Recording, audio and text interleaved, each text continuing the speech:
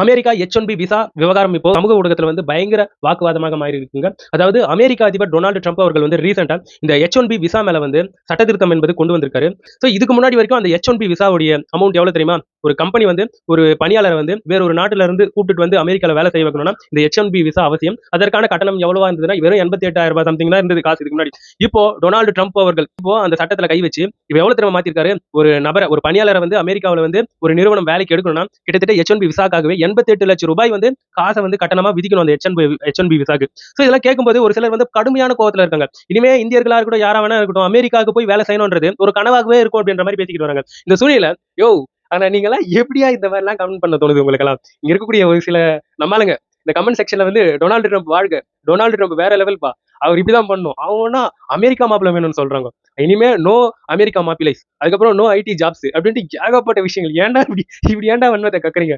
ஆனா இந்த இடத்துல வந்து நம்ம ஆளுங்க என்னன்னா சொல்றாங்க, பட் இவங்க சைடு சொல்றதும் ஒரு சில நியாயம் இருக்கதான் செய்யுங்க. ஏங்க நம்ம நாட்டுல படிக்கிறாங்க, இவங்க ஏன் அமெரிக்கால போயிட்டு வேலை செய்யணும்? இவங்க வந்து இங்கே வேலை செஞ்சாங்கன்னா நம்மளோட இந்தியா வளருமே அப்படிங்கிற இந்த வாக்குவாதத்தை நான் வந்து ஆமோதிக்கிறேங்க. இதை வந்து கண்டிப்பா வரவேற்கிறேன். ஸோ இப்ப இருக்கக்கூடிய அமெரிக்காவில் இருக்கக்கூடிய பணியாளர்களா இருக்கட்டும், இமிகிரன்ஸ்க்கு எதிராக நிறைய பிரச்சனை போயிட்டு இருக்கு உலக அளவில். ஸோ அங்க இருக்கக்கூடிய அந்த சூப்பரான மல்டி டேலண்ட் மூலம் வந்து திருப்பி இந்தியாவுக்கு வந்து இங்க ஒரு ஸ்டார்ட் அப் கொடுத்தாங்கன்னா எப்படி இருக்கும்? இப்ப கூகுள்லயோ மைக்ரோசாஃப்ட்லயோ நிறைய கம்பெனிஸ் இருக்கு. அங்க இருக்கக்கூடிய முக்கியமான ஜாப்ஸ்ல இருக்கிறது நம்ம ஆளுங்க ராசா, அதை புரிஞ்சுக்கணும். அவங்க எல்லாம் இங்க வந்தாங்கன்னு கண்டிப்பா ஸ்டார்ட் அப் வரும். ஸ்டார்ட் அப் வந்ததுன்னா நம்மளும் காம்பீட் பண்ணலாம்ல. அதாவது நம்ம இந்தியாவில இருந்து போயிட்டு பணி செய்யக்கூடிய நபர்கள் யாரும் நீங்க கஷ்டப்படவே வேணாம்.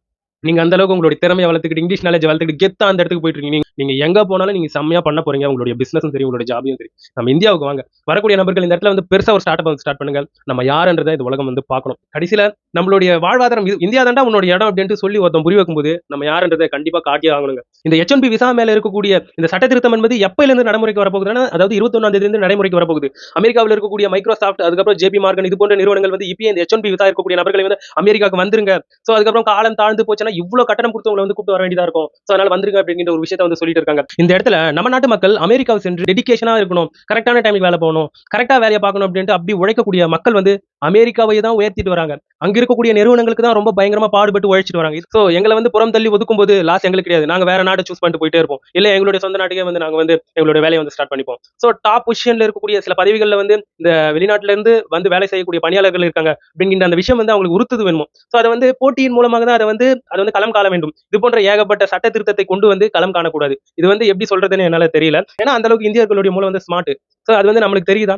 சோ நம்ம ஆளுங்களை வந்து எப்படி யூஸ் பண்ணணும்ன்றது வந்து இங்க இருக்கக்கூடிய அரசியல்வாதிகள் தான் யோசிக்கணும். சோ அந்த அளவுக்கு டெக்னாலஜியை வந்து நம்ம டெவலப் பண்ணி கொண்டு போகணும். இல்லையா இப்படி எவரோ ஒருத்தவங்க வந்து நம்மள வந்து அசிங்கப்படுத்ததான் செய்வாங்க. சோ இதை வந்து புரிஞ்சுக்கிட்டு இந்தியா வந்து இதுல வந்து ஸ்டெப் எடுக்கணும். சோ ஜெய்ஹிந்த். இந்த இடத்துல வந்து நம்மளுடைய இந்தியா யாருன்றதை திருப்பியும் காண்பிக்க வேண்டும். சோ உங்களுடைய கமெண்ட்ஸ் இந்த இடத்துல தேவை, கமெண்ட் பண்ணிட்டு போயிடுங்க.